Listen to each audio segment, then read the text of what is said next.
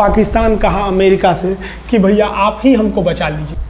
तो अमेरिका ना भारत पाकिस्तान की ओर से भारत पर हमला करने के लिए अपना सबसे खतरनाक जहाज भेज दिया, 7वां बेड़ा। देखेंगे 7वां बेड़ा को, अगर इतना भयानक था 7वां बेड़ा, ये अमेरिका का साथ अकेले चलता ही नहीं था, इतनी पूरी फौज के साथ, नेवी के साथ चलता था। ये किस लिए आया था? विक्रांत को डुबाने के लिए, और इसका साइज विक्रांत से डबल था, इसके आगे विक्रांत नहीं टिक पाता।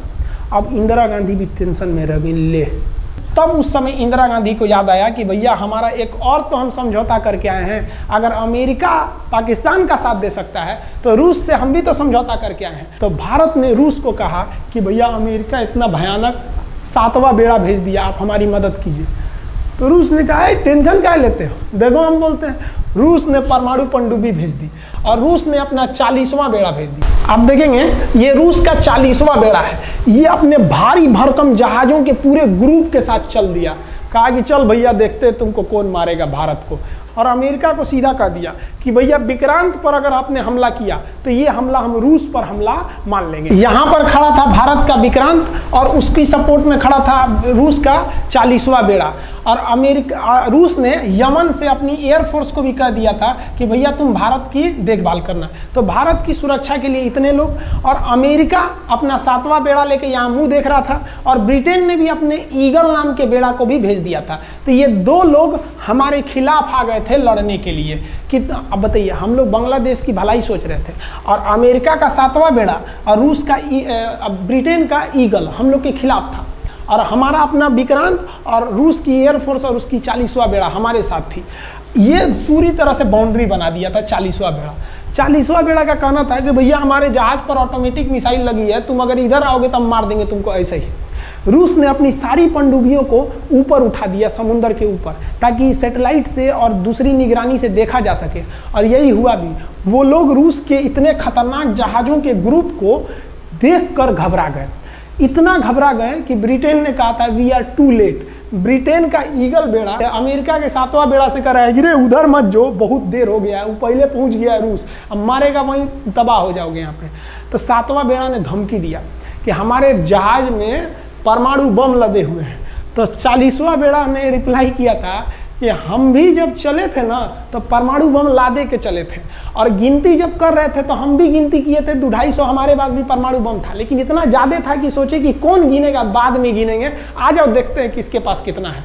तो रूस ने हमसे सच्ची दोस्ती निभाई थी, और इधर शेख मुजीबुर रहमान की जो मुक्ति वाहिनी थी वो अपना काम कर रही थी। अब भारत आर पार की लड़ाई में था, पाकिस्तान हर मोर्चे पर हारते जा रहा था। भारत सरकार ने पाकिस्तान पर मनोवैज्ञानिक दबाव बनाने के लिए निर्मलजीत सिंह अरोड़ा ने एक प्लान बनाया। उन्होंने एयरफोर्स को पूर्वी पाकिस्तान यानी जो अभी बांग्लादेश है, तो ढाका के ऊपर एयर ड्रॉप करा दिया, हवाई जहाज से सैनिकों को उतार दिया, और उन सैनिकों के भेष में उसमें सैनिक कम थे, और उसमें केवल पुतलों को नीचे उतारा गया था। ये केवल इंडियन आर्मी जान रही थी कि पुतला नीचे उतरा है सर, लेकिन मीडिया ने तो इसको खबर को आग की तरह फैला दिया। और इसमें हम धन्यवाद देना चाहेंगे हाथ जोड़कर BBC न्यूज का। और BBC ने ये छाप दिया कि इंडियन एयरफोर्स ने ढाका पर 5000 एयर ड्रॉप करा दिया फौजियों को। अब ये गली गली खोज खोज के पाकिस्तानी फौजियों को मारेंगे कि तुम क्यों मार रहे हो हमारे बांग्लादेशी भाइयों को। और बांग्लादेश की मुक्ति वाहिनी वैसे ही उनके पीछे पड़ी हुई थी पाकिस्तानियों के। अब पाकिस्तानियों का पूरा मनोबल टूट गया, पाकिस्तानी गली गली छुप गए सब। सोचिए ये पुतला से डर जा रहे थे सब, रियलिटी में ये फौजी नहीं थे, ये पुतला गिराया गया था एयर ड्रॉप करके। अब वो लोग डर के मारे भाग गए यहाँ पर। अब एयरफोर्स ने देखा कि उसकी ये छोटे से वैज्ञानिक दबाव का इतना खतरनाक असर पड़ा है। एयरफोर्स ने कहा कि अब एक काम करते हैं, अब आर पार को अब ठोक डालते हैं पाकिस्तान को, अब जो होगा सो देखा जाएगा। एयरफोर्स ने बांग्लादेश के जो गवर्नर थे उनके घर पे हमला कर दिया। अब वो घर में नहीं थे, वो तो बच गए। बचने के बाद डर क्या होता है, देखिए डर किसको कहा जाता है। जो उनके गवर्नर हाउस थे AH मलिक, इन्होंने त्याग पत्र दे दिया, भैया जिंदगी रहेगी तो बहुत नौकरी करेंगे, डर के मारे त्याग पत्र दे दिया। सोचिए गवर्नर, क्योंकि पाकिस्तान का एक राज्य ही तो था पूर्वी पाकिस्तान, जैसे हमारा एक राज्य है उत्तर प्रदेश, बिहार, महाराष्ट्र, वहाँ पे भी गवर्नर होते हैं ना, संवैधानिक हिसाब से गवर्नर मालिक होता है उस जगह का। त्याग पत्र दे दिए। सोचिए ये डर था उनके अंदर। निर्मलजीत सिंह अरोड़ा जो लेफ्टिनेंट जनरल थे, जनरल तो हमारे मानेकशॉ थे, लेफ्टिनेंट जनरल थे जिन्हें बांग्लादेश जीतने की जिम्मेदारी दी गई थी, मतलब उसे सुरक्षा करने की जिम्मेदारी दी गई थी। वो पाकिस्तान के लेफ्टिनेंट जनरल नियाजी से बात किए और उन्हें कहे कि हम आपको आधा घंटा का टाइम देते हैं और आप इस आधा घंटा में विचार कीजिए आप सरेंडर करते हैं कि नहीं। अगर आप सरेंडर कर देंगे तो हम आपको गारंटी देते हैं कि आपके सैनिकों को जिंदा रखा जाएगा, और अगर आप हमारी बात को नहीं मानेंगे, देखिए गवर्नर साहब के घर है, कोई ठीक नहीं है, आपके घर पे भी यही हो जाएगा। क्योंकि अगर आप हमारे सामने सरेंडर नहीं करिएगा तो याद रखिए हम अपने हमले को 10 गुना और तेज कर देंगे। और हार तो आप चारों ओर से गए हैं। भारत चाहता था कि जल्दी से जल्दी इस युद्ध को खत्म किया जाए, क्योंकि अब ये अंतर्राष्ट्रीय मैटर हो चुका था। अब अमेरिका अपना नाक पे ले लिया था कि भैया हमारा जहाज मार के गिरा दिया। PNS गाजी उसी की पनडुब्बी थी, वो तो पाकिस्तान को दिया। 7वां बेड़ा को नहीं घुसने दिया, तो अमेरिका की किरकिरी हो रही थी। ब्रिटेन के ईगल को घुसने नहीं दिया, उसकी किरकिरी हो रही थी। अब भारत को उस समय लोग कहते कि ये गरीब देश है, अभी अभी आज़ाद हुआ है। 1971 में हमारी यही हाल थी और सारे लोग कह रहे थे, हम उसको गरीब समझ रहे थे, रोवा के रख दिया अमेरिका को, हर जगह धो दिया पाकिस्तान को। अब बेचारे नियाजी क्या कर सके। नियाजी को आधे घंटे का टाइम दिया गया। 16 दिसंबर 1971, याद रखिएगा दिन, 16 दिसंबर 1971। ये हमारे इतिहास का 13 दिन के युद्ध में हमने पाकिस्तान को धूल चटा दिया था, क्योंकि 3 दिसंबर को पाकिस्तान ने युद्ध स्टार्ट किया था और 16 दिसंबर को हम लोगों ने जनरल नियाजी से आत्मसमर्पण करवा लिया। और आत्मसमर्पण आप देखना चाहेंगे जनरल नियाजी का। जनरल नियाजी इन्होंने हमारे लेफ्टिनेंट जनरल निर्मलजीत सिंह अरोड़ा के सामने आत्मसमर्पण साइन किया, और साइन करने के बाद बांग्लादेश के ढाका रेस कोर्स में इन्होंने साइन किया और इनकी आंखों में आंसू था। एक देश के सेनापति के लिए इससे शर्म की बात क्या है, जो गिनीज बुक में नाम रिकॉर्ड करा दिया। गिनीज बुक में कैसे, देखिए पाकिस्तान के लोग हम चाइना के वीडियो बनाए थे, उस पर कमेंट कर रहे थे कि इंडियन आर्मी कुछ नहीं कर सकती। देखो बांग्लादेश तुम्हारी बहादुरी का जीता जागता उदाहरण है। तुम्हारे यहाँ का 93,000 फौज, सोचिए 93,000 सैनिक पूरी दुनिया में आज तक आत्मसमर्पण नहीं किया।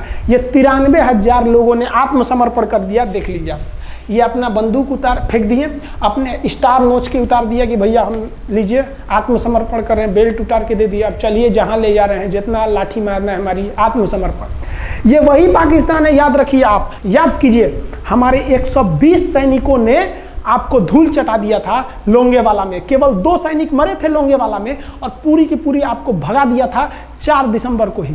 और आप याद कीजिए, बहुत बहादुर बनते हैं ना।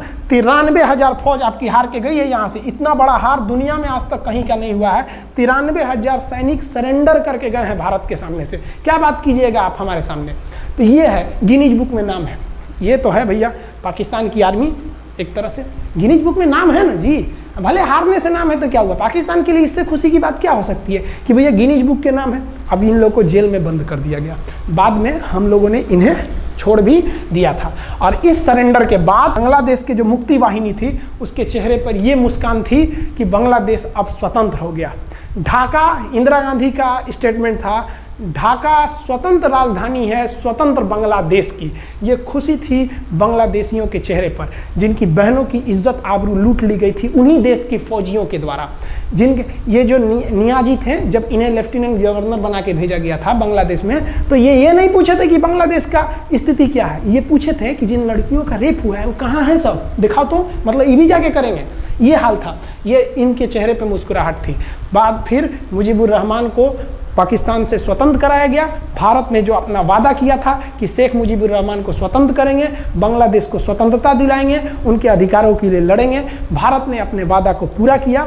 आज शेख मुजीबुर रहमान की बेटी शेख हसीना बांग्लादेश की कमान संभाले हुई हैं। शेख हसीना, जब हमको याद है जब वो भारत आई थी तो एयरपोर्ट पे, तो मोदी जी एयरपोर्ट पर रिसीव करने गए थे, जबकि ऐसा नहीं होता है। शायद ही बांग्लादेश की प्रधानमंत्री को पूरी दुनिया में कोई बड़े देश का राष्ट्रपति रिसीव करने जाए, प्रधानमंत्री रिसीव करने जाए। तो भारत अपने पड़ोसियों का इतना ख्याल रखता है, चाहे वो नेपाल हो, भूटान हो,